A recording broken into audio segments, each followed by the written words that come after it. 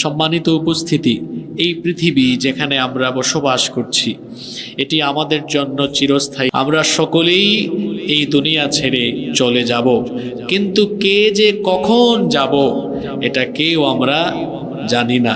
আমরা জানি না। Everyone will take the test of death. প্রত্যেককেই মরণের স্বাদ ভোগ করতে হবে। No one can escape from death. মৃত্যু থেকে পালিয়ে কেউ রেহাই পাবে না। এটা হচ্ছে মানুষের জীবনের এক অনিবার্য, অলঙ্ঘনীয়, বস্তুনিষ্ঠ এক মহা সত্য। মৃত্যু থেকে আমরা কেউ রেহাই পাবো না। পৃথিবী থেকে আমরা চলে যাব। পৃথিবী থেকে চলে যাওয়ার দুইটা ধরন আছে।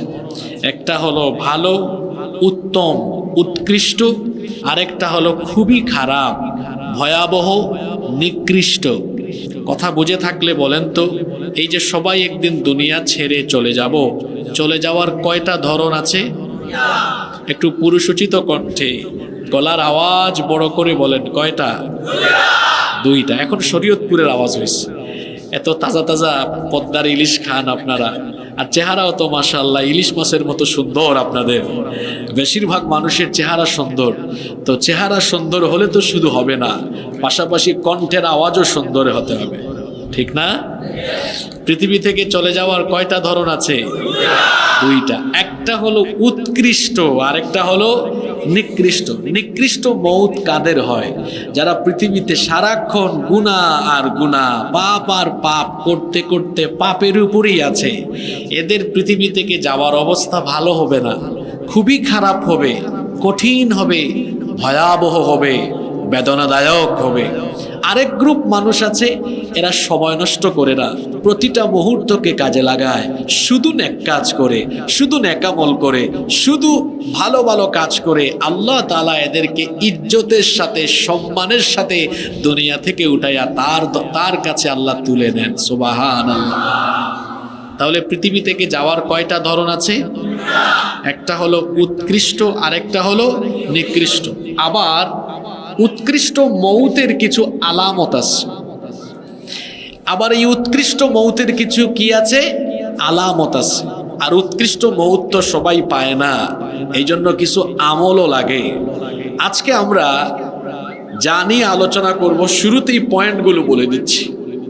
প্রথমে আমরা কথা বলবো পৃথিবী থেকে যাওয়ার যে দুইটা ধরন আছে, উৎকৃষ্ট আর নিকৃষ্ট, কারা কোন ভাবে যায়, কেন যায়, কোরআন হাদিস থেকে জানবো। তারপরে উৎকৃষ্ট মৌতের 7টা আলামত জানবো। অতঃপর শেষের দিকে আমরা সম্মানের সাথে আল্লাহর দরবারে যাওয়ার জন্য, উৎকৃষ্ট মৌত পাওয়ার জন্য 6টা আমলের কথা জানবো, যে 6টা আমল করলে উৎকৃষ্ট মৌত যিনি দয়া করে দিবেন তিনি কে? আচ্ছা বলেন তো, এখানে যারা আছি মৌত সবার জন্য আছে না নাই? সবার জন্য আছে। এজন্য খুব মনোযোগ দিয়ে কথাগুলো শুনবেন। হতে পারে আজকের এই কথাগুলো আপনার জীবনের মোড় ঘুরিয়ে দিতে পারে ইনশাআল্লাহ। আসেন আমরা শুরু করি। দেয়ার আর 2 টাইপস অফ ডেথ। মৃত্যুর 2টা ধরন আছে, একটা হলো নিকৃষ্ট আর একটা উৎকৃষ্ট। নিকৃষ্ট মৌত এটা বড় বিপজ্জনক, এটা বড় ভয়াবহ, এটা বড় কষ্টের, এটা বড় বেদনার, এটা বড় দুঃখের। এই নিকৃষ্ট মৌত কারা পাবে? কাদের জন্য এত কষ্ট, দুঃখ আর যন্ত্রণার মৌত হবে? কেনই বা হবে? এগুলো হাদিস শরীফের মধ্যে বিস্তারিত এসেছে, কোরআনেও এসেছে। ভালো করে শোনেন। ইবনে মাজাহ শরীফের হাদিস, আল্লাহর নবী বলেছেন, ফাইদা কানার রাজুলুস সু قال اخرجي ايتها النفس الخبيثه كانت في الجسد الخبيث। আল্লাহ নবী বলেছেন, যারা গুনাহ করতে করতে, পাপ করতে করতে এই রকম অবস্থায় যার মৃত্যুর সময় আসে, ফেরেশতারা তার কাছে মৃত্যুর সময় এসে বলে, ইয়া আইয়াতুহান নাফসুল খাবিথা, হে অপবিত্র আত্মা, কানাত ফিল জাসাদিল খাবিথ, যা নিকৃষ্ট দেহের ভেতরে ছিলে, উখরুজি দামিমাতাও ওয়া আবশিরি বিহামিমিন ওয়া গাসসাক, নিন্দিত ভাবে, ঘৃণিত ভাবে জাহান্নামের উত্তপ্ত ফুটন্ত গরম পানি এবং ক্ষতের ক্ষরণ পুজের দুঃসংবাদ নিয়ে তুমি দুনিয়া থেকে বিদায় নেওয়ার দুঃসংবাদ গ্রহণ করো।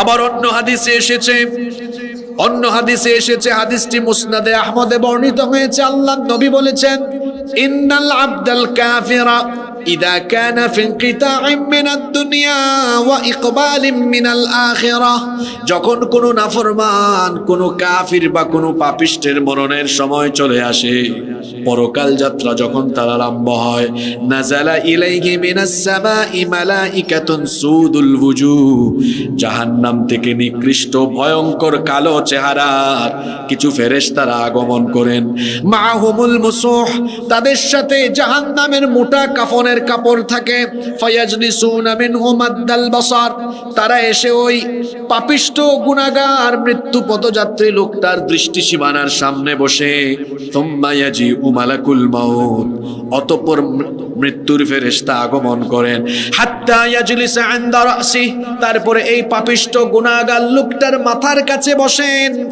এরপরে তিনি বলতে থাকেন, ইয়া আইয়াতুহান নাফসুল খাবিথা, হে অপবিত্র, হে নিকৃষ্ট আত্মা, হে নিকৃষ্ট পাপী, উখরুজি ইলা সাখাতিম মিনাল্লাহি ওয়া গাদাব, তুমি আল্লাহর অসন্তুষ্টি আর গজবের উদ্দেশ্যে বের হয়ে আসো। এই কথা বলার পরে ওই পাপী, ওই গুনাহগারের অবস্থা এমন হয়ে যায়, আল্লাহর নবী বলেছেন, ফাতাফাররাকা ফি জাসাদি, গোটা শরীরটা তার চূর্ণ বিচূর্ণ হয়ে যাওয়ার উপক্রম হয়, ফায়ান্তাজিউহা কামা ইউনতাজাউস সুফুদু মিনাস সুফিল মাবলুল, আল্লাহর নবী বলেছেন, ভিজা পশম থেকে বাঁকা কাটা বিশিষ্ট লোহাকে টেনে হিচড়ে বের করলে যতটা না কষ্ট হয়, এই পাপী, এই গুনাহগার লোকটা মরণের সময় তার চেয়ে আরো বেশি কষ্ট অনুভব করবে। অন্য রিওয়ায়াতে এসেছে, সাদ্দাদ বিন আউস রাদিয়াল্লাহু আনহু বলেছেন, পাপী তাপী গুনাহগারেরা মরণের সময় এমন যন্ত্রণা পাবে, একজন জীবিত মানুষকে যদি করাত দিয়ে অথবা তাকে যদি কোনো ছুরি দিয়ে, তলোয়ার দিয়ে কেটে কেটে কেটে কেটে 1000 পিস, 1000 টুকরা করা হয়, সে যতটা না কষ্ট পাবে, একজন পাপী, একজন গুনাহগার মরণের সময় এর চাইতে আরো বেশি কষ্ট পাবে। অন্য রিওয়ায়াতে এসেছে, একজন জীবিত মানুষকে বিরাট একটা কড়াইয়ের মধ্যে তেল গরম করে সেখানে ফেলে দিলে সে যতটা না যন্ত্রণা পাবে, একজন পাপী, একজন গুনাহগার মরণের সময়ের চাইতে আরো বেশি যন্ত্রণা অনুভব করবে। কি করে 5 ওয়াক্ত আজান হলে নামাজ ছেড়ে দেন? মরণ তো আপনার জন্য আছে, এটা কখন, এটা আপনিও জানেন না। হতে পারে আজকের রাত আপনার জীবনের শেষ রাত, হতে পারে আগামীকাল আপনার কবরের জগৎ শুরু হয়ে যেতে পারে। এরপরেও আপনি এত গাফেল হলেন, আজান হয়, নামাজে যান না, ইচ্ছা মতো সুদ খান, ইচ্ছা মতো ঘুষ খান, অন্যায় অপরাধ আর হারামে লিপ্ত আছেন। আহারে যুবক ভাইয়েরা, মোবাইল ফোন হাতে নিয়ে ইমানটাকে, চরিত্রকে এমন ভাবে ধ্বংস করে দিচ্ছে। এই যুগটা তো হলো ফিতনার যুগ। ইমান বাঁচিয়ে রাখা এই যুগে এত ভয়াবহ কঠিন। আল্লাহর নবী বলে গিয়েছেন, আখেরি জামানায় কিয়ামতের আগে জ্বলন্ত কয়লার উপরে টিকে থাকা যতটা না কঠিন হবে, মানুষ তার ইমান বাঁচানো তার চাইতে আরো কঠিন হবে। চিন্তা করে দেখুন তো, আজকের নিজের ইমানকে ধ্বংস করার জন্য এত দূরে যাওয়া লাগবে না, আপনার পকেটে থাকা মোবাইল ফোনেই আপনার ইমান ধ্বংসের জন্য যথেষ্ট। এক ভয়াবহ যুগ চলে এসেছে। এই যে পাপের সাগরে সাঁতার কাটছেন, গুনাহের সাগরে হাবুডুবু খাচ্ছেন, গুনাহের সাগরে, পাপের সাগরে ভেসে বেড়াচ্ছেন, এই অবস্থায় যদি মরণ চলে আসে, মরণ তো খুব একটা ভালো হবে না, নিকৃষ্ট মৌত হবে। আযাবের সাথে, যন্ত্রণার সাথে ফেরেশতারা কষ্ট দিয়ে দিয়ে শরীর থেকে রূহটাকে টেনে টেনে টেনে টেনে বের করবে।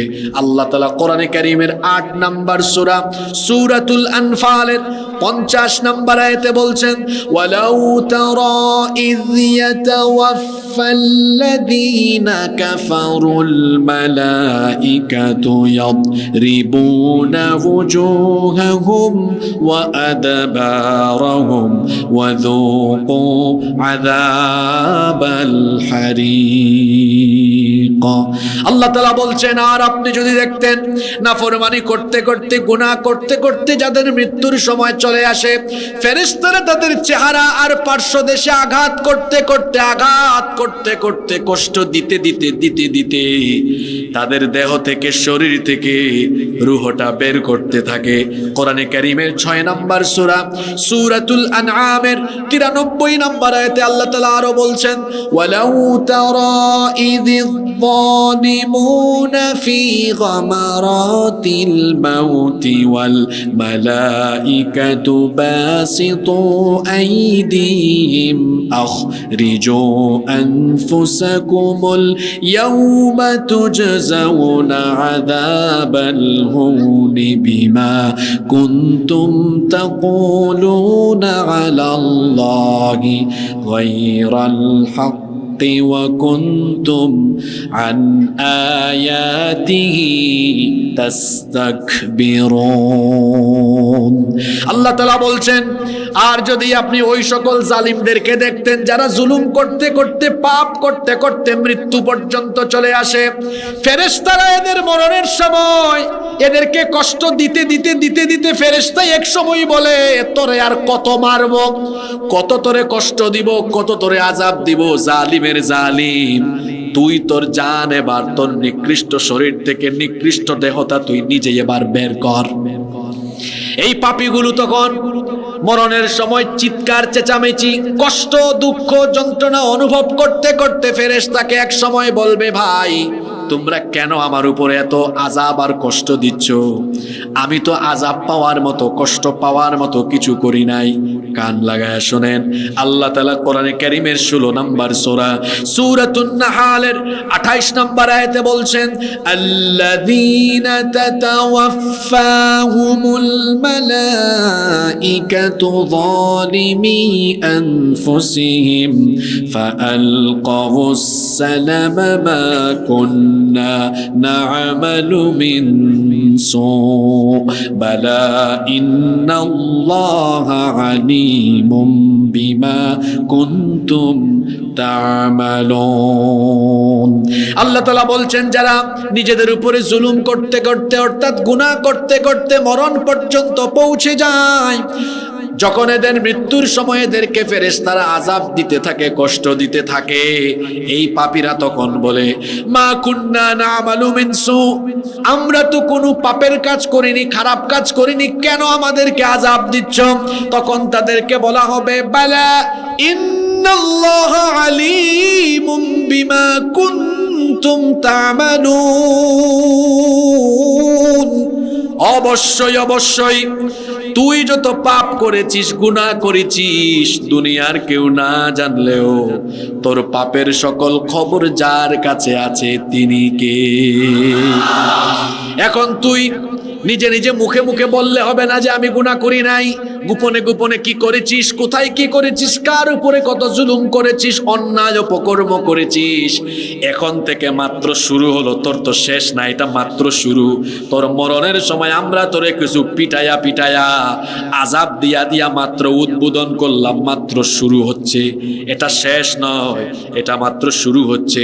ফেরেশতারা যখন এই জাহান্নামের দুঃসংবাদের বার্তা প্রদান করে, এই পাপী, এই গুনাহগার তখন বুঝতে পারে আর আমাকে বাঁচানোর মতো দুনিয়াতে কেউ নাই।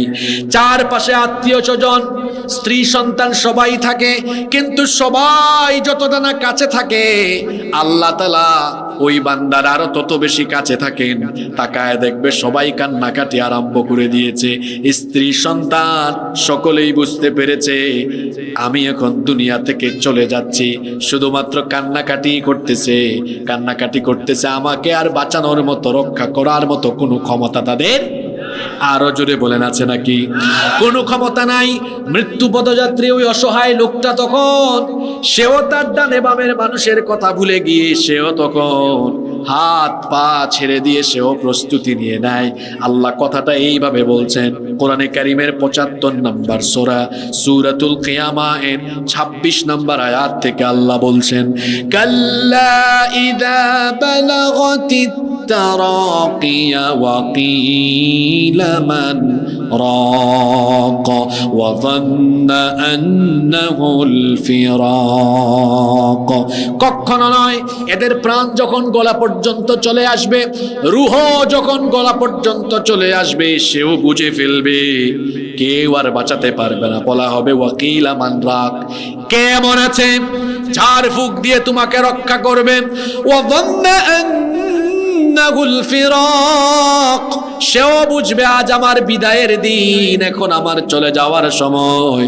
তখন এই পাপিষ্ঠ লোকটা নিজেই প্রস্তুতি নিয়ে নিবে। আল্লাহ বলছেন ওয়ালতাফাতিস সাকু বিসাকি ইলা রাব্বিকা ইয়াউমা ইযিনিল মাসাক, দুই পায়ের গোছা অনাবৃত করে দিবে, মৃত্যুর জন্য প্রস্তুতি নিয়ে নিবে।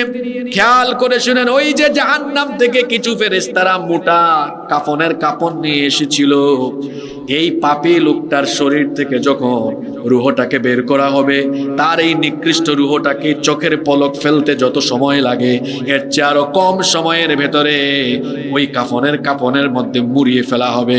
ফেরেশতারা রওনা করবে। এই পাপী, এই গুনাহগার লোকটার দেহ থেকে তখন দুনিয়ার সবচেয়ে নিকৃষ্ট দুর্গন্ধ বের হতে থাকবে। অন্যান্য ফেরেশতারা বলবে, কারে নিয়ে যাও, এটাকে, এর আত্মা থেকে এত দুর্গন্ধ ছড়ায় কেন?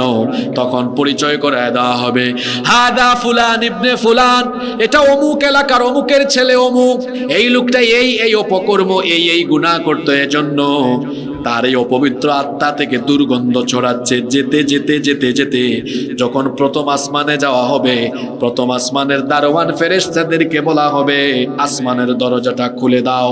তারা বলবে না না, এই গুনাহগারের জন্য আসমানের দরজা খোলা হবে না, আসমানের দরজা তার জন্য খোলা হবে না, কারণ আল্লাহ তাআলার ফরমান হলো এই লোকটা জান্নাতে যাওয়া তেমন ভাবে অসম্ভব। কোরআনে আল্লাহ সুন্দর বড় চমৎকার একটা উপমা দিয়েছেন, খেয়াল করে শুনেন। আল্লাহ তাআলা কোরআনে কারীমের ৭ নম্বর সূরা সূরাতুল আরাফের ৪০ নম্বর আয়াতের মধ্যে বললেন, লা তুফাত্তাহু লাহুম আবওয়াবুস সামাই ওয়া লা ইয়াদখুলুনাল জান্নাতা হাত্তা ইয়ালিজাল জামালু ফি সাম্মিল খিয়াত। সুয়ের ছিদ্র দিয়ে উট প্রবেশ করা যেমন অসম্ভব। আচ্ছা বলেন তো দেখি, সুয়ের ছিদ্র বড় না ছোট? অত্যন্ত ছোট। সুয়ের ছিদ্র দিয়ে উট, বিরাট আকৃতির উট প্রবেশ করা যেমন অসম্ভব, আল্লাহ বলেছেন এই পাপী, এই গুনাহগার গুলোর তেমন করে আল্লাহর জান্নাতে ঢোকাও হলো অসম্ভব। ফেরেশতারা বলবেন পারমিশন নাই, একটা ধাক্কা মারবে তার রূহকে, জমিনের নিচে সিজ্জিনের মধ্যে তার রূহকে সেখানে সংরক্ষিত করা হবে। পাপীদের রূহকে যেখানে সংরক্ষণ করা হয়, ওইটার নাম কি? জোরে বলেন, ওইটার নাম কি? আল্লাহ এমন নিকৃষ্ট মউত থেকে আল্লাহ দয়া করে আমাদের সকলকে তুমি হেফাজত করো। পৃথিবী থেকে যাওয়ার আরেকটা ধরন হলো বড় উত্তম, উৎকৃষ্ট, সুন্দর মৃত্যু, ইজ্জতের মৃত্যু, সম্মানের মৃত্যু।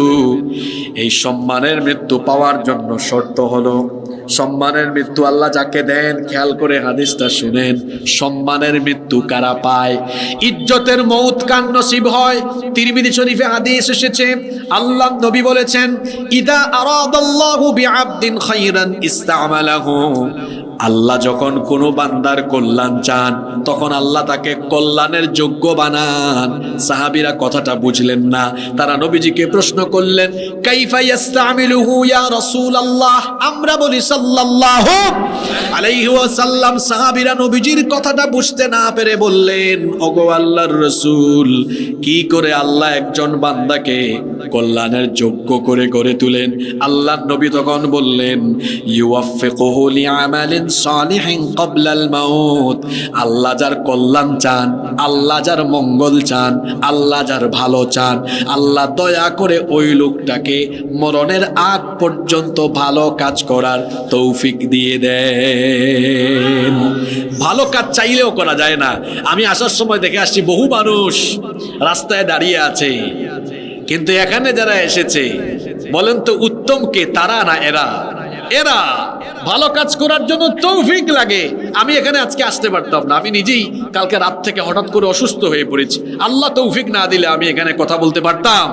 আল্লাহ বলেছেন, আল্লাহ যদি কারো ভালো করতে চান, কল্যাণ করতে চান, মঙ্গল করতে চান, আল্লাহ দয়া করে তাকে মরণের আগ পর্যন্ত শুধু ভালো কাজের উপরেই ইস্তেকামত রেখে দেন। সুবহানাল্লাহ পড়বেন না? ও আল্লাহ, ও রব, তুমি দয়া করে আমাদেরকে এই সব বান্দাদের কাতারে শামিল করে দাও। এই সকল লোকরা মৃত্যু পর্যন্তই ভালো আমল করে, নামাজ কখনো ছাড়ে না, কোনো নেক কাজ ছাড়ে না। নেক কাজ করতে করতে করতে করতে তার মরণের সময় আসে, আর তার মৌতটা কেমন হয় এবার শুনেন সেই ঘটনা।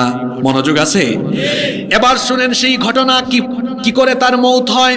আল্লাহর নবী বলেছেন, ইন্নাল আবদাল মুমিনা ইযা কানা ফি ইনকিতাইম মিনাদ দুনিয়া ওয়া ইকবালিম মিনাল আখিরাহ। যখন কোনো মুমিন নেককার বান্দার মরণের সময় আসে, পরকাল যাত্রার সময় হয়, নাযালা ইলাইহি মিনাস সামাই মালাইকাতুম বিদুল ওয়ুজুহ। জান্নাত থেকে শুভ্র সুন্দর চেহারা বিশিষ্ট ফেরেশতারা তার কাছে আগমন করে। এদের চেহারার সৌন্দর্য কেমন? নবীজি বলেছেন, কাআন্না ওয়ুজুহাহুমুশ শামস। এদের সৌন্দর্য এমন, আকাশে যে সূর্য আছে, সূর্যের যে আলো আছে, এদের চেহারা এর চাইতে আরো বেশি আলোকিত। আল্লাহু আকবার। এই ফেরেশতারা কি সাথে করে নিয়ে আসে? মাআহুম কাফানুম মিন আকফানিল জান্নাহ। এই নেককার দিনদার লোকটার রূহটাকে গ্রহণের জন্য তারা সরাসরি আল্লাহর জান্নাত থেকে জান্নাতি কাফনের কাফন নিয়ে আসে। ওয়া হানুতুম মিন হানুতিল জান্নাহ। দুনিয়ার সাধারণ আতর নয়, এই নেককার লোকটার দেহ থেকে আত্মা রূহকে নিয়ে যাওয়ার সময় তারা ওই রূহটার মধ্যে জান্নাতের খুশবু, জান্নাতের সুগন্ধি লাগানোর জন্য জান্নাত থেকে সুগন্ধি নিয়ে আসে। আরো আসতে বলেন সুবহানাল্লাহ। হাত্তা ইয়াজলিসু মিনহু মাদ্দাল বাসার। এই জান্নাতি ফেরেশতারা এসে ওই নেককার লোকটার দৃষ্টি সীমানার সামনে বসে অতঃপর সবার শেষে আসেন মালাকুল মউত। আসার পরেই মালাকুল মউত এই ভালো মানুষটাকে বলেন, আসসালামু আলাইকুম। সুবহানাল্লাহ পড়বেন না? কি সম্মান, কি ইজ্জত! মালাকুল মউত এসে কি দেয়? জোরে বলেন, কি দেয়? আমি বানায় বলছি না। আল্লাহ তাআলা দেখেন কি বলছেন কুরআনুল কারীমের 16 নম্বর সূরা সূরাতুন নাহলের 32 নম্বর আয়াতে আল্লাহ তাআলা বলছেন, আল্লাযীনা তাতাওয়াফাহুমুল মালাইকাতু তাইয়্যিবিনা ইয়াকুলুনা সালামুন আলাইকুম উদখুলুল জান্নাতা বিমা কুনতুম তা'মালুন। আর যারা তাইয়্যিবিন নেককার, নেক কাজ করতে করতে মরণের সময় আসে, ফেরেশতারা এসে তাকে প্রথমে সালাম দেয়, এরপরে তাকে জান্নাতের সুসংবাদ শোনায়, বলে, হে আল্লাহর বান্দা, 20, 25, 30, 40, 50, 60 বছর ধরে দুনিয়ায় তুমি কত কষ্ট করো, আল্লাহর ইবাদত করো, 5 ওয়াক্ত নামাজ আদায় করো, গভীর রাতে তাহাজ্জুদ পড়ো, আল্লাহর দ্বীনের জন্য ঘাম শ্রম রক্ত ঝরাও, কত কষ্ট করে চলো, হারাম খাও না, হালাল রিজিক অন্বেষণ করো। এত কষ্ট করে বছরের পর বছর ধরে তুমি এই জীবনে আল্লাহর হুকুম বিধান মেনে এই জীবনটাকে পরিচালনা করেছো। সুসংবাদ নাও, তোমার কষ্টের সময় শেষ হয়ে গিয়েছে। আল্লাহু আকবার। তোমার কষ্ট শেষ, এখন সুখ আরম্ভ, সুখ আরম্ভ, সুখ আরম্ভ, যেই সুখের কোনো শেষ নাই। সুবহানাল্লাহ। ফেরেশতা এসে সুসংবাদ দেয়, এমন সুসংবাদ দেই, শোনো বান্দা, তোমার সাথে তোমার রব যে জান্নাতের ওয়াদা করেছেন সেই জান্নাতের সুসংবাদ তুমি গ্রহণ করো। আর বান্দারে শোনো, তোমার রূহটাকেও আজকে কঠিন করে নয়, সহজ করে নেওয়া হবে। কতটা সহজ করে নেওয়া হবে? আল্লাহর নবী বলেছেন, ফাতাখরুজু তাসিলু কামা তাসিলুল কাতরাতু মিন ফিস সিকা। আল্লাহর নবী বলেছেন, কলসি থেকে পানি ঢাললে পানি যেমন সহজে গড়িয়ে পড়ে, এই নেককার দিনদার মানুষগুলোর শরীর থেকে রূহটাকে সহজ করে বের করে দেওয়া হবে। কতটা সহজ হবে শুনেন। ফেরেশতা যখন রূহ কবজ করবে, জান্নাতের কথা শোনাতে থাকবে।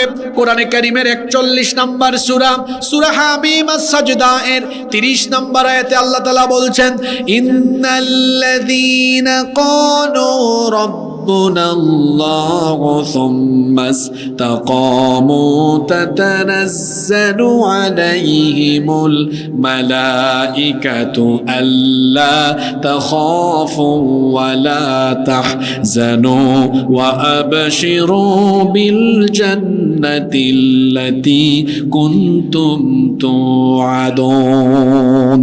নিশ্চয়ই যারা বলে আল্লাহ আমার রব, আর এই রবের উপরেই যারা ইস্তেকামত থাকে, রবের হুকুম আহকাম মেনে চলে, এদের মৃত্যুর সময়ে ফেরেশতা এসে বলে, আল্লাহ তাখাফু ওয়ালা তাহজানু ওয়া আবশিরু বিল জান্নাতিল্লাতী কুনতুম তুআদুন। তোমার জন্য কোনো ভয় নাই, তোমার জন্য কোনো টেনশন নাই। দেখো বান্দা, তাকাও, জান্নাতের দিকে তাকাও, ভালো করে শোনেন।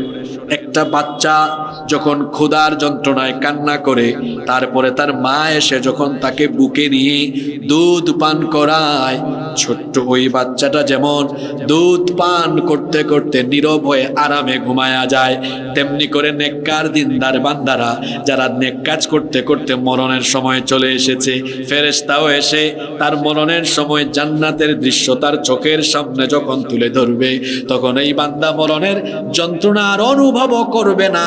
তার কারণ হলো আল্লাহর সুন্দর জান্নাত দেখতে দেখতে দেখতে দেখতে আরাম করে সে ঘুমায়া যাবে। এদের মতো নসিব আমাদেরকে দান করে দিও, বলে না আমিন। লোকটার রূহকে বের করে ফেলা হলো। এবার জান্নাতি কাফনের মধ্যে দ্রুত সময়ে মুড়িয়ে তারপরে রওনা করা হবে। এই লোকটার রূহ থেকে, দেহ থেকে সব চাইতে উৎকৃষ্ট সুগন্ধ বের হতে থাকবে। আল্লাহু আকবার। অন্যান্য ফেরেশতারা বলবে, এটা কে? মান হাদা, কারে নিয়ে যাও এটাকে? ফেরেশতারা পরিচয় করায় দিবে, এটা গোসাইরহাটের হাটুরিয়ার পাঁচকাঠি এলাকার ফুলান ইবনে ফুলান, অমুকের সন্তান অমুক। লোকটা বড় ভালো মানুষ ছিল, দুনিয়ায় বড় কষ্ট করে আল্লাহর দ্বীনের পথে জীবন যাপন করেছে। যেতে যেতে ফেরেশতারা প্রশংসা করবে। চিন্তা করেন, ফেরেশতারা প্রশংসা করতে থাকবে। আল্লাহু আকবার। যেতে যেতে যেতে যেতে প্রথম আসমানে যাবে। আসমানের ফেরেশতাদেরকে বলবে, দরজাটা খুলে দাও। ফেরেশতারা ওয়েলকাম করে সম্মানের সাথে দরজাটা খুলবে।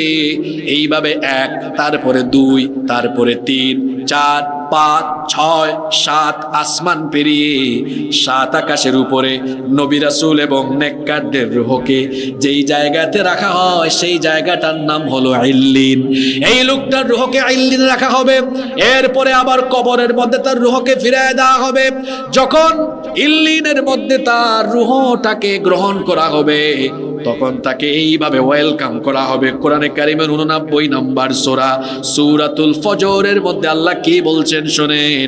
ইয়া আইয়াতুহান নাফসুল মুতমাইন্নাতু রজিই ইলা রাব্বিকি রাদিয়াতাম মারদিয়া ফাদখুলি ফি ইবাদি ওয়াদখুলি জান্নাতি।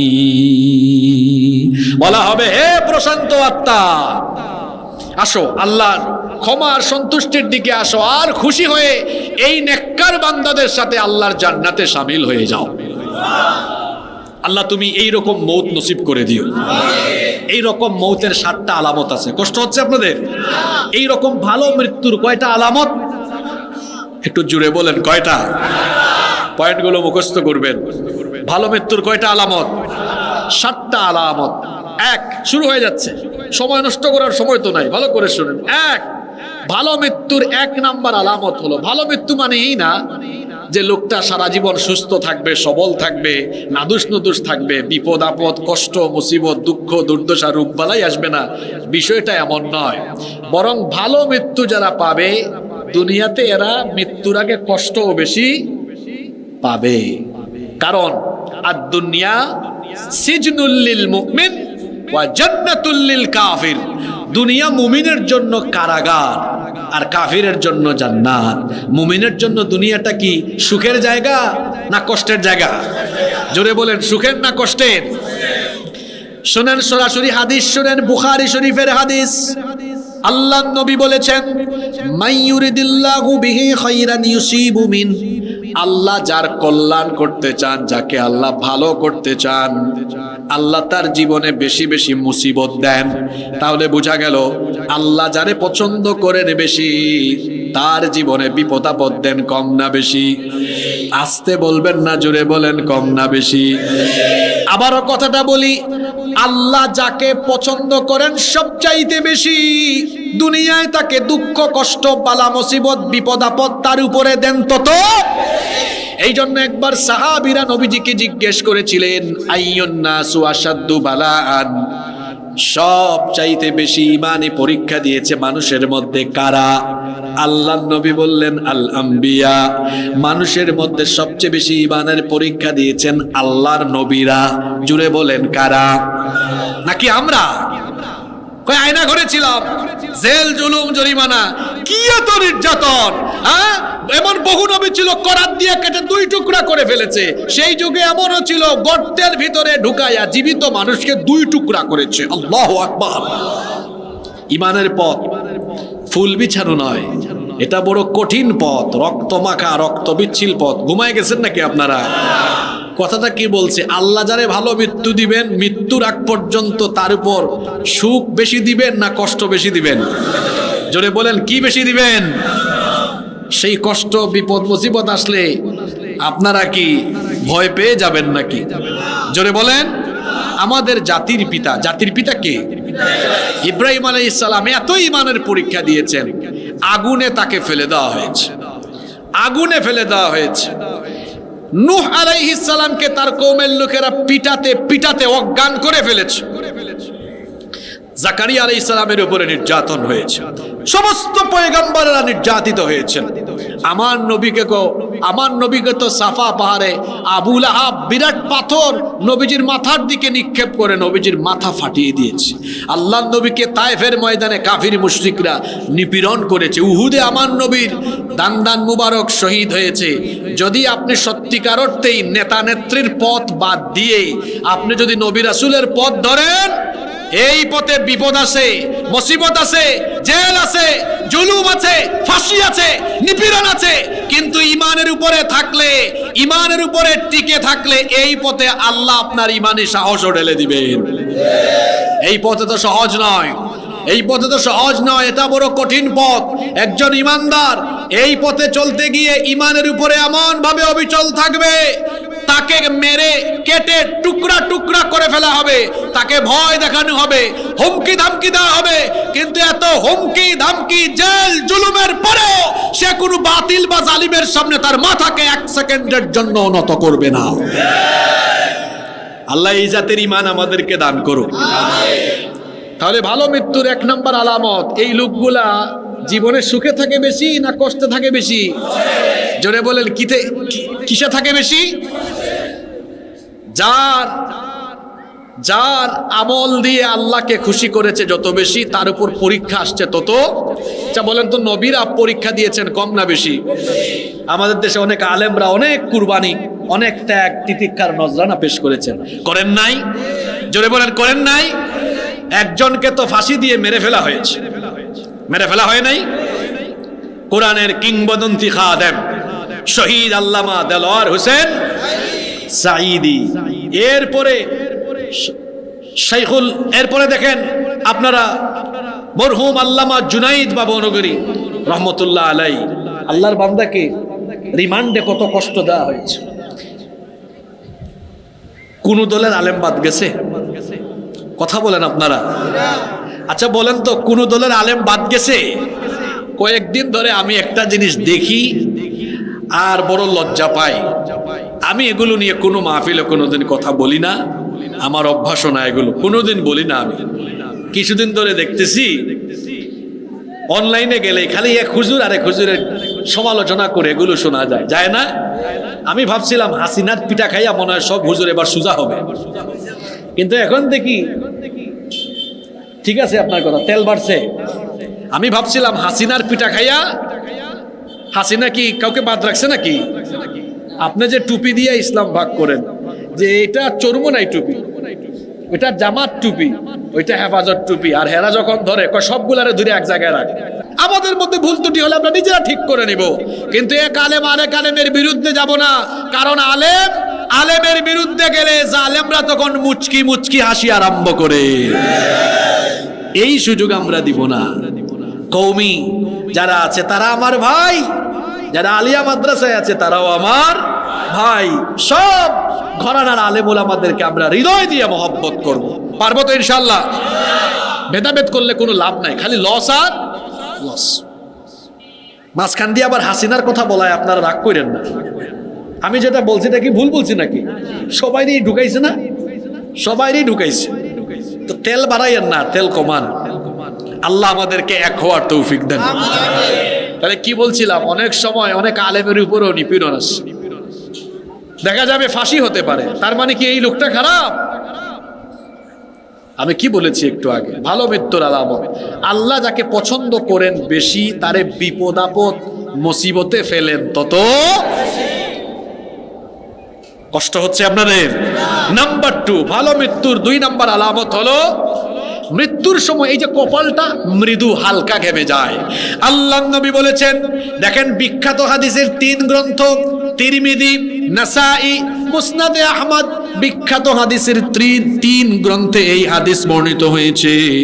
আল্লাহর নবী বলেছেন, আল মুমিনু ইয়ামুতু বিআরাকিল জাবিন, মুমিন ব্যক্তি কপালের মধ্যে হালকা ঘাম নিয়ে দুনিয়া থেকে বিদায় নিয়ে মৃত্যুবরণ করে। আপনারা অনেকে জানেন আল্লাহর নবীর ওফাতের সময় বারবার তার কপাল ঘামাচ্ছিল। মা আয়েশা রাদিয়াল্লাহু আনহাকে বলেছেন, আয়েশা গো, একটা পাত্রে কিছু পানি আনো।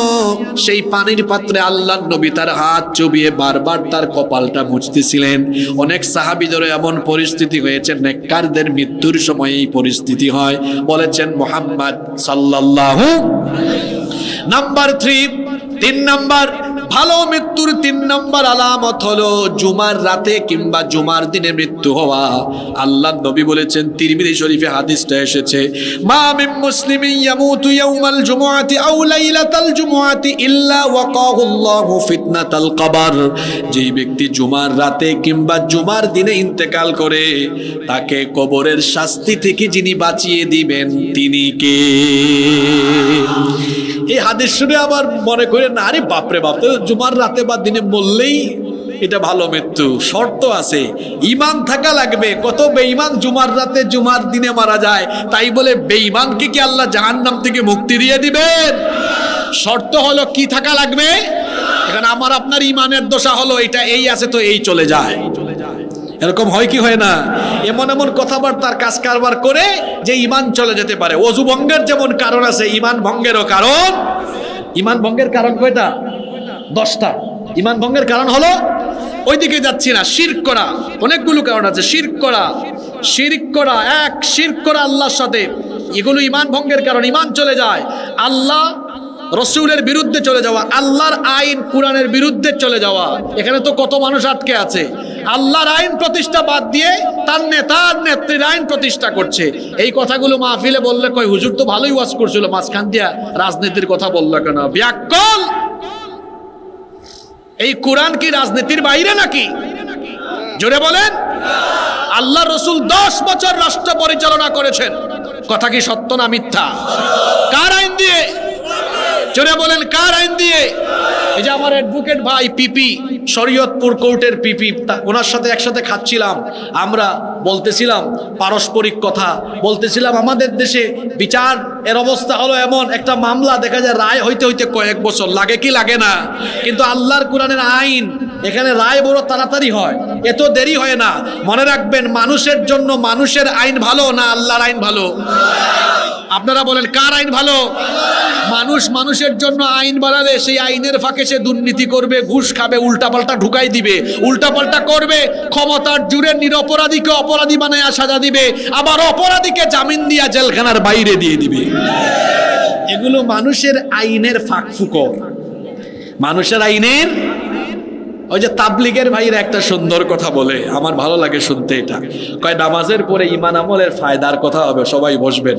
এটা তো রাজনৈতিক মঞ্চ না, এটা কোরআনের মঞ্চ। আমরা এখানে কোনো দল মতের পক্ষে সাফাই গাইব না, আমরা এখানে আমাদের ফায়দার কথা শুনবো। রাজি আছেন? এই যে মাগুরা, কয়েক মাস আগে মাগুরা একটা মেয়ে, ছোট্ট মেয়ে আসিয়া, মনে আছে আপনাদের? এটা গত রমজানে না? গত রমজানেই তো হইল। এই মেয়েকে এক পরিবারের 3 নরপিশাচ মিলে কি পাশবিকতা চালালো। আমার বোন কয়েকদিন হাসপাতালে থেকে কষ্ট পেয়ে পেয়ে দুনিয়া ছেড়ে চলে গেল। আমার বোন কবরে, তার কবরে ঘাস উঠে গেছে। তার এই অবস্থা যারা করেছে, এই ধর্ষকদের এখনো কি ফাঁসি হয়েছে? জোরে বলেন। আদালতে কার আইন? আল্লাহর না মানুষের? জোরে বলেন আল্লাহর না মানুষের? এ কেমন আইন যে আইন থাকার ফলে ধর্ষিতা কবরে চলে যায় আর ধর্ষক মাসের পর মাস বেঁচে থাকে? সেই আইন যে আইন থাকার ফলে ধর্ষিতা কবরে যায়। আবার আপনারা দেখেন বাংলাদেশে এমন কিছু কলেজ বিশ্ববিদ্যালয় আছে, যে কলেজ বিশ্ববিদ্যালয়ে ধর্ষণের সেঞ্চুরি হয়েছে। আমি কি ভুল বলেছি নাকি? হ্যাঁ, আবার ওইটারে ফুলের মালা দিয়ে বরণ করেছে। আমার দেশে এমন বড় ব্যবসায়ী আছে, ধর্ষণের দায়ে অভিযুক্ত, কিন্তু টাকার গরমে কিছুই হয় না। এরকম নাই তো? এমন বহু রাজনীতিবিদ আছে যে লম্পট, চরিত্রহীন, দর্শন করেছে, কিছুই হয় না ক্ষমতার ঠেলায়। দেখা যায় সাদা পায়জামা, সাদা পাঞ্জাবি গায়ে দিয়ে, তারপর ফুলের মালা গলায় দিয়ে রাস্তায় হাঁটে। আমি যে কথা বলেছি এটা বাস্তব না অবাস্তব? এবার আমারে সবাই জুড়ে বলেন, আদালতে চলে কার আইন? কার আইন? যে আইন আদালতে থাকার ফলে ধর্ষিতা আসিয়া কবরে থাকে, তার ধর্ষক বেঁচে থাকে। যে আইন আদালতে থাকার ফলে ধর্ষিতারা লাঞ্ছিতা হয় আর ধর্ষক ফুলের মালা গলায় দিয়ে রাস্তায় হাঁটে, সে আইনের মুখে আমি লাথি মারি। আল্লাহর কোরআনের আইন থাকলে এটা সম্ভব হতো? জোরে বলেন সম্ভব হতো? 54 বছর ধরে বাংলাদেশে আলেমরা আপনাদেরকে বুঝাইতেছেন যে আপনাদের ফায়দার জন্য আপনারা আল্লাহর আইন গ্রহণ করে নেন। আপনারা বুঝতেছেন না, কখন যে বুঝবেন তাও জানি না। একটা গাড়ির ড্রাইভার গুরুত্বপূর্ণ না প্যাসেঞ্জার গুরুত্বপূর্ণ? প্যাসেঞ্জার যদি সবাই মাতাল থাকে, কিন্তু ড্রাইভারের তাল থাকলে গাড়িটা রাস্তায় থাকতে পারে। কিন্তু ড্রাইভার যদি নিজেই মাতাল হয়ে যায়, আর গাড়িটা তো রাস্তায় থাকবে না, এটা পড়ে যাবে কোথায়? গাড়ির জন্য যেমন চালক গুরুত্বপূর্ণ, গাড়ি ভালোভাবে চালানোর জন্য যেমন চালক গুরুত্বপূর্ণ, তেমনি দেশ পরিচালনার জন্য নেতৃত্ব হলো গুরুত্বপূর্ণ। ওখানে চোর ডাকাত, চরিত্রহীন, লম্পট, ধর্ষক, প্রতারক, চোর ডাকাতদেরকে বসিয়ে রাখলে আপনার দেশকে কোনোদিন সমৃদ্ধ বানাতে পারবেন না। ওখানে বসাতে হবে কোরআনওয়ালা লোকদেরকে। কারে বসাইতে হবে? কোরআনওয়ালা লোকদেরকে। এই কথায় যদি আপনার রাজনীতি মনে হয়, তা আমি আপনারে বলবো, কোন দল করেন মি আপনি? আপনার দলের মধ্যে কোরআন নাই? যেই দলে কোরআন নাই সেই দলের সাথে আমার সম্পর্কও নাই। কষ্ট হচ্ছে আপনাদের? ভালো মৃত্যুর 3 নম্বর আলামত বলেছিলাম, জুমার রাতে বা জুমার দিনে কি হওয়া। 4 নম্বর আলামত। কষ্ট হচ্ছে নাকি আপনাদের? 15-20 মিনিট থাকা যাবে না আরো?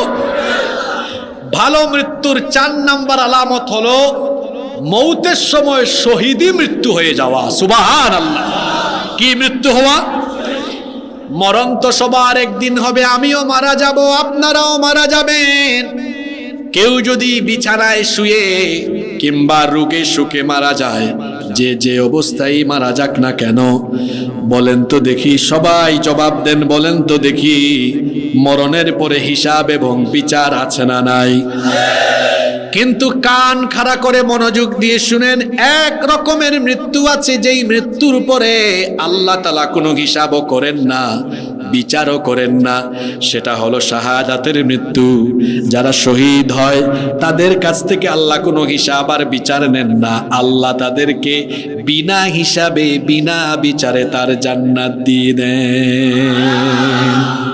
হিসাবও নাই, বিচারও। কথাটা কি শুনছেন যুবক ভাইরা? বিচার নাই, হিসাবও। ওই লোক মারা যাবে, আল্লাহ বলবেন তো শহীদ, এর কোনো হিসাব নাই, বিচার নাই। জান্নাতের দুয়ার খুলো, পুরো জান্নাতের যেদিকে মন চায় ঘুরে বেড়াবে, জান্নাতটা তার। সুবহানাল্লাহ। আর সবার হিসাব আছে, সবার হিসাব আছে, হিসাব দিতে হবে, এরপরে জান্নাত জাহান্নামের ফয়সালা। কিন্তু শহীদের কোনো হিসাব নাই। এই জন্য স্বয়ং আমার আপনার প্রিয় নবী মুহাম্মাদুর রাসূলুল্লাহ, আমরা বলি সাল্লাল্লাহু আলাইহি ওয়াসাল্লাম, তিনি নিজেই বলতেন, আমার তো মনটা চায় লড়াইয়ের ময়দানে গিয়ে আমি শহীদ হয়ে যাই। আবার যদি আল্লাহ আমাকে জীবন দেন, আমার মন চায় আবার আমি শহীদ হয়ে যাই। আবার যদি আল্লাহ আমাকে জীবন দেন, আমার আবার মন চায় আবার আমি গিয়ে শহীদ হয়ে যাই। আল্লাহর নবীর সাহাবীরাও এমনি করে শহীদ হওয়ার জন্য পাগল পারা ছিলেন।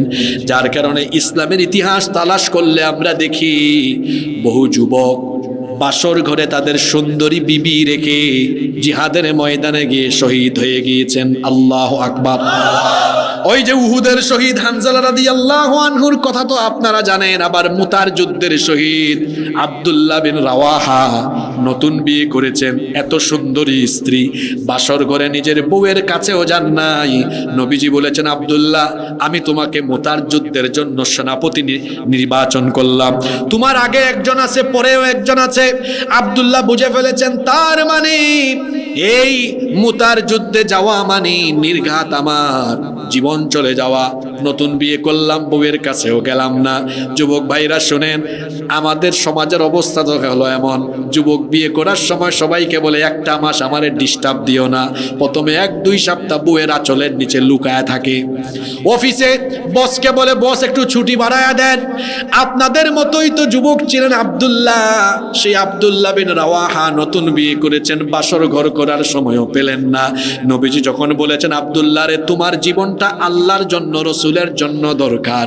আব্দুল্লাহ বলেছেন, আমিও রেডি আছি, আমি বিয়ে করেছি তো কি হয়েছে, বউয়ের কাছেও যাব না, জীবনটা আল্লাহর জন্য, আল্লাহর কাছে আমার জীবনটা দিয়ে দিলাম। কেন তারা শহীদ হওয়ার জন্য পাগল ছিলেন? কারণ হলো শাহাদাতের মৌত হলো এমন মৌত, এই মৃত্যুর উপরে হিসাবও হয় না, বিচারও হয় না। এই জন্য ওমর ফারুক রাদিয়াল্লাহু আনহু তিনি সব সময় আল্লাহর কাছে একটা দোয়া করতেন, আল্লাহুম্মা রযুকনি শাহাদাতান ফি সাবিলিক ওয়াজআল মাউতি ফি বালাদি রাসূলিক। ওমর ফারুক রাদিয়াল্লাহু আনহু সব সময় এই দোয়াটা করতেন, হে আল্লাহ, তোমার বান্দা ওমরকে তুমি রসুলের শহরে মৃত্যু দিও, আর মরণের সময় ওমরকে তুমি শহীদি মৃত্যু দান করে দিও।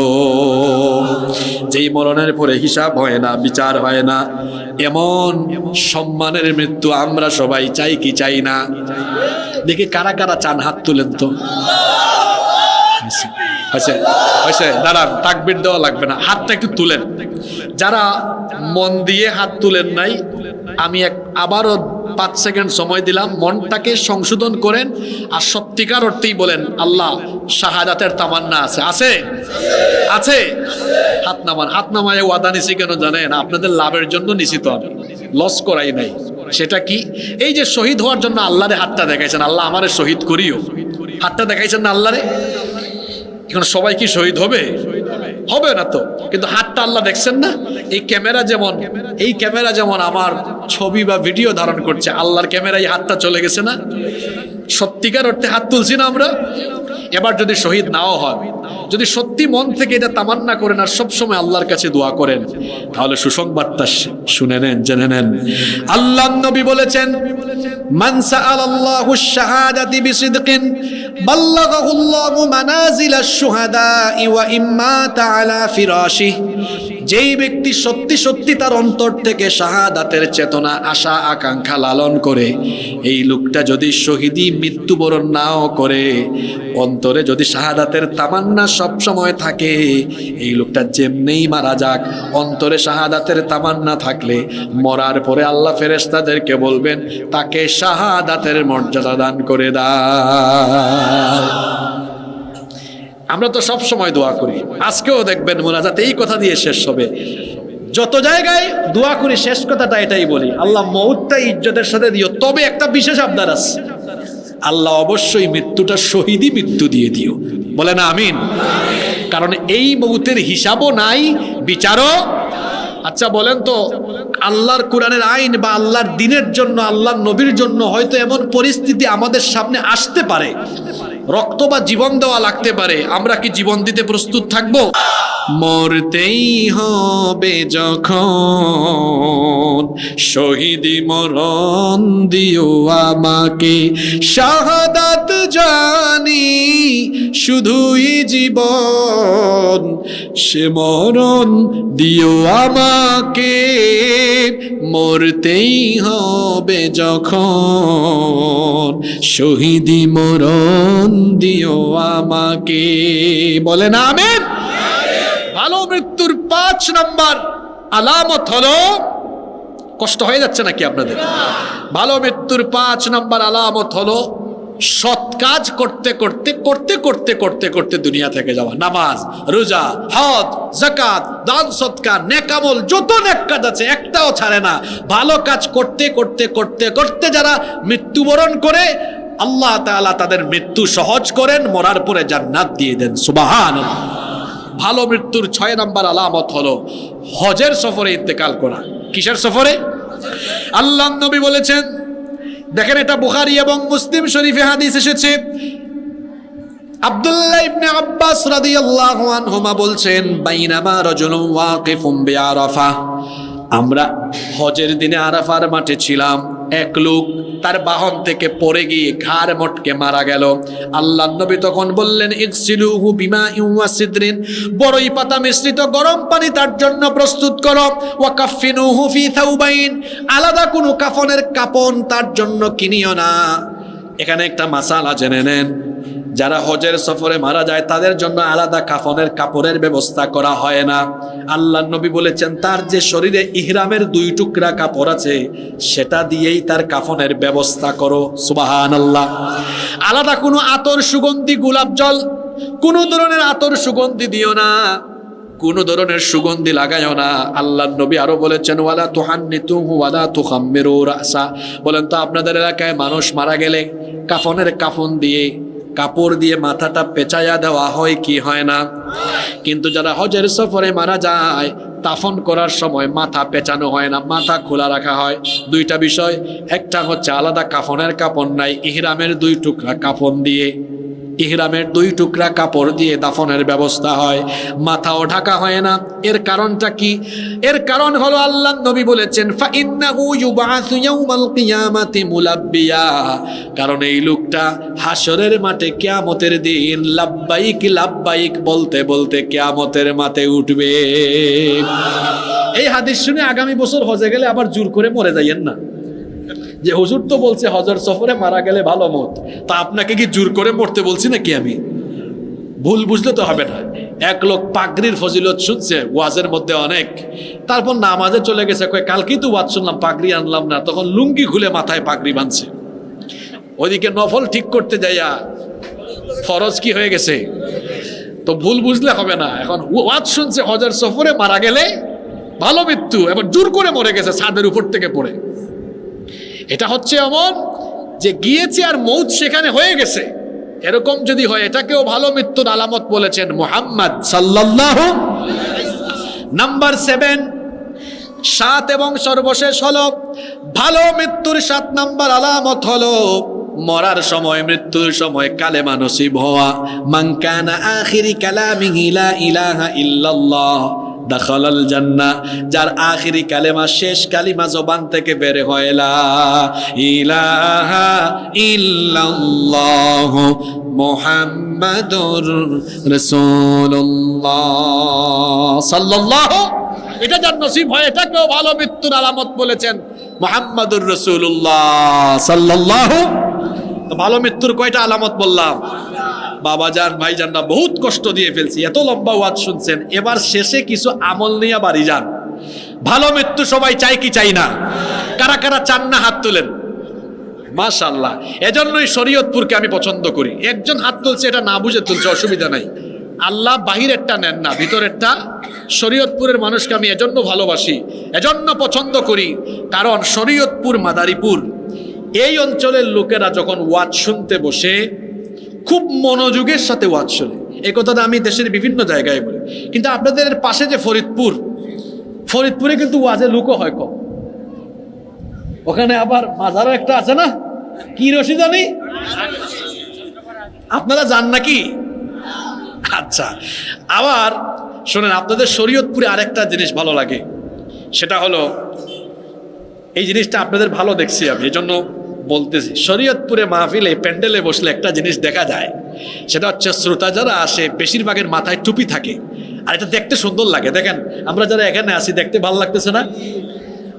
ওই যে আমরা অন্যান্য জায়গায় যাই, ইউটিউবে তো আপনারা মাহফিল দেখেন, দেখেন না?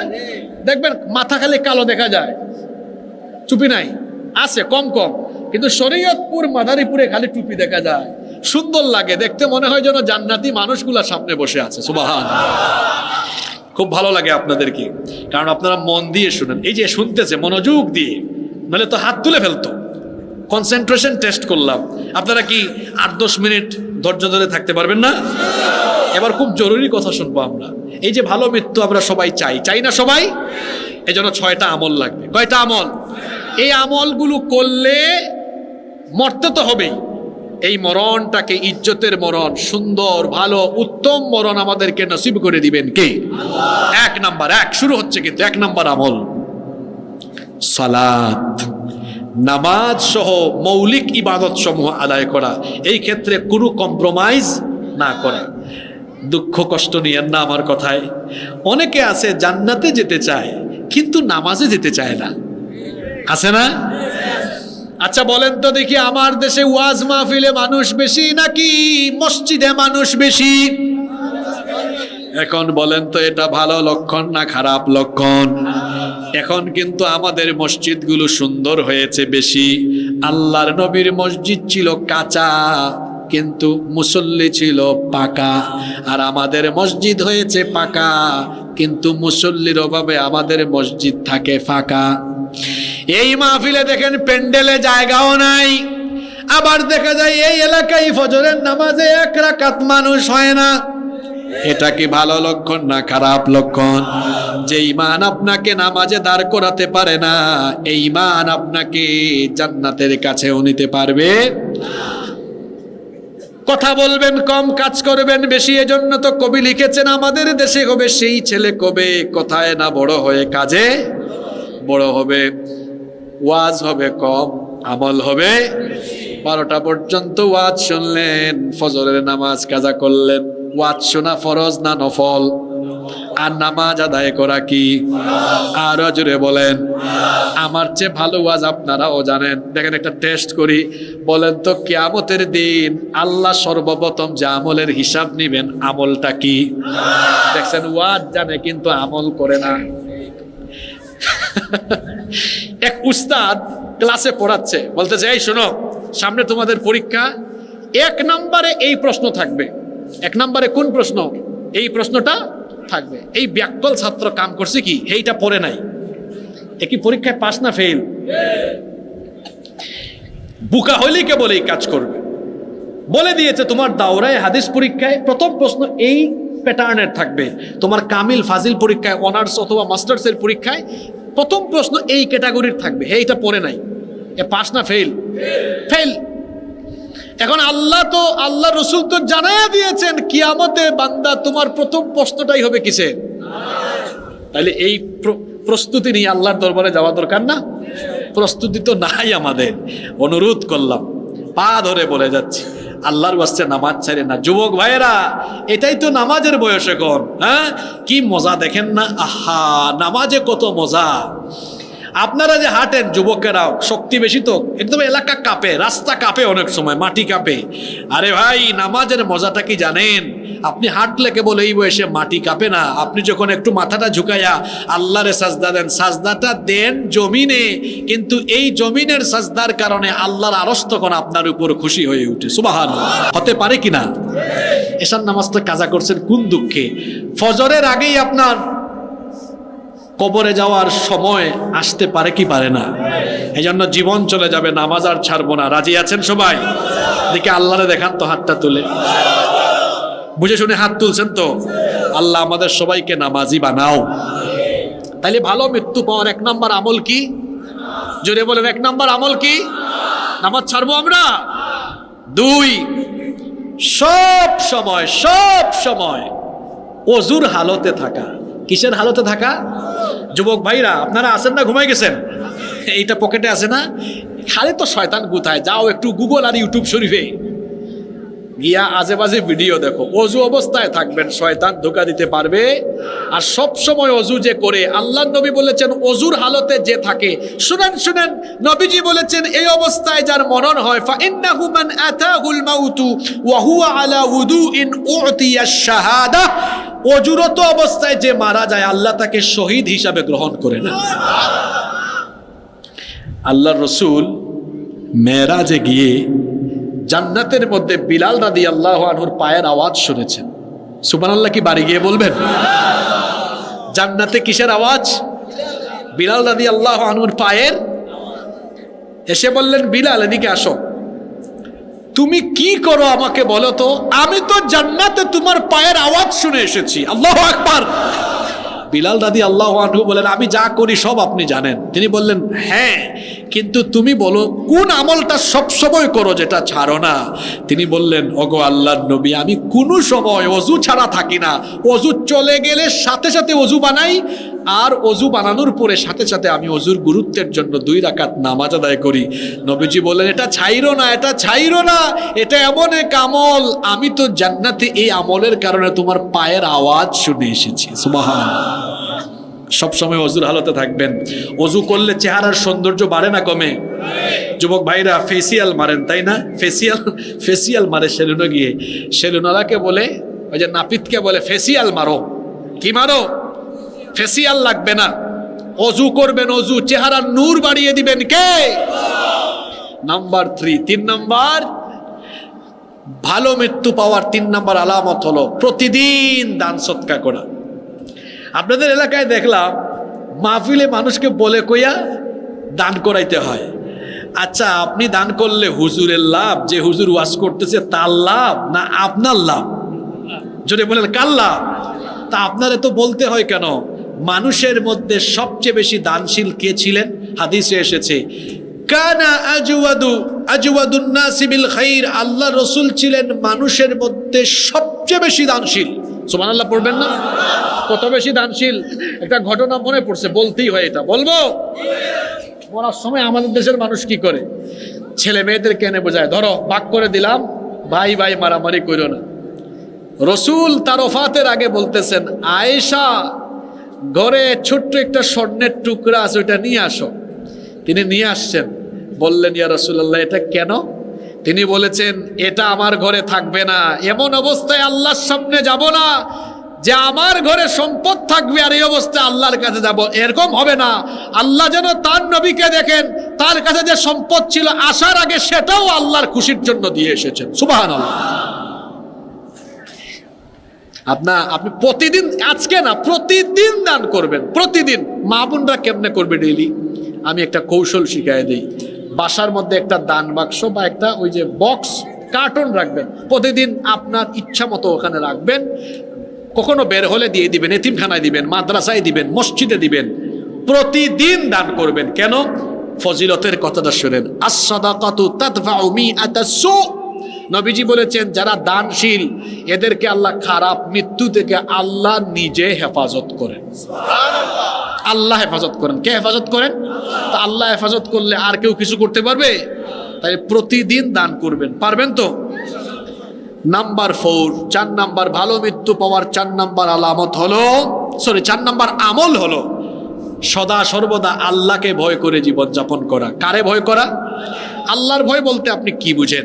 আমি একটা উদাহরণ দিলে আপনি বুঝবেন। খালবিল তো আপনাদের এলাকায় আছে, বাইম মাছ চিনেন তো আপনারা? বাইম মাছ এটা থাকে কোথায়? এরপরে যখন আপনার খালই না খলই বলেন? খালই। তো বাইম মাছকে কাদা থেকে টেনে যখন খালইয়ে রাখা হয় তখন কি কোনো কাদা থাকে নাকি? থাকে কাদার ভিতরে, কিন্তু খালইয়ে রাখলে পরিষ্কার দেখা যায়। এটা কেন বলছি শুনেন। আমার আপনার চতুর্দিকে গুনাহ পাপ কম না বেশি? আমরা বাস করি কিসের ভিতরে? বলেন কিসের ভিতরে? সবাই বলেন আমরা বাস করি কিসের ভিতরে? বাইম মাছ যেমন কাদার ভিতরে থেকেও তারে বের করে আনলে তার গায়ে কাদা দেখা যায় না, গুনাহ আর পাপের সমাজে বাস করলেও এমন ভাবে আল্লাহকে ভয় করে আমি চলবো, মালাকুল মউত যেদিন আমারে নিয়ে যাবে ওই কাফনের কাপড় ফেরেশতা যেটা নিয়ে আসে ওটা ঢুকানোর সময় দেখে এটা ছিল পাপের সমাজে, কিন্তু পাপের সমাজে থেকেও আল্লাহরে এমন ডরাইছে, এমন ভয় করছে যে তার গায়ে কোনো গুনার দাগও নাই। পারবেন এরকম? বাইম মাছের মতো। কিসের মতো? ও কাদার মতো, কাদার মধ্যে থাকে, কাদা লাগে না। আমরাও গুনাহের ভেতরে থাকবো। এই মোবাইলের ভিতরে গুনাহ কম না বেশি? একটু ইউটিউব শরীফে যান, গুনাহ। আমি আমার চক্ষুকে হেফাজত করব। চক্ষুকে কি করব? হেফাজত করব, আল্লাহকে ভয় করব, যাতে মালাকুল মউত এসে দেখে আরে বাপরে বাপ আইফোন ব্যবহার করছে 2টা 3টা, কিন্তু মোবাইলের কোনো গুনাহ তার আমলের খাতায় নেই। আল্লাহু আকবার। পারবো তো এরকম আমরা? নাম্বার 5 ভালো মৃত্যুর 5 নাম্বার আমল হলো সব সময় অন্তরে শাহাদাতের চেতনা রাখা। শাহাদাতের কি রাখা? 6 ভালো মৃত্যু পাওয়ার জন্য আল্লাহর কাছে দোয়া করবেন। এটা আরেকটা আমল, দোয়া করা। কি করা? ওই যে নামাজের শেষ বৈঠকে সালাম ফেরানোর আগে কোন দোয়া পড়েন? আল্লাহুম্মা ইন্নী যালামতু নাফসি যুলমান কাসীরা ওয়া লা ইয়াগফিরুদ যুনুবা ইল্লা আনত ফাগফিরলি মাগফিরাতাম মিন ইনদিকা ওয়ারহামনি ইন্নাকা আনতাল গফুরুর রহিম। এটা পড়লে, এতটুকু পড়লে নামাজ হয়, অসুবিধা নাই। কিন্তু আল্লাহর নবী বলেছেন এটা পাঠ করার পরে সালাম না ফিরাইয়া 4টা বিষয়ের জন্য আল্লাহর কাছে পানাহ চাও। জুড়ে বলেন কয়টা? এই দোয়াটা আপনারা আমল করার চেষ্টা করবেন। নবীজি শিখিয়েছেন দোয়াটা এইভাবে করো, আল্লাহুম্মা ইন্নী আউযু বিকা মিন আযাবিল কবর ওয়া মিন আযাবি জাহান্নাম ওয়া মিন ফিতনাতিল মাহইয়া ওয়াল মামাত ওয়া মিন ফিতনাতিল মাসিহিদ দাজ্জাল। কি সুন্দর দোয়া! হে আল্লাহ আমাকে কবরের শাস্তি থেকে বাঁচাও।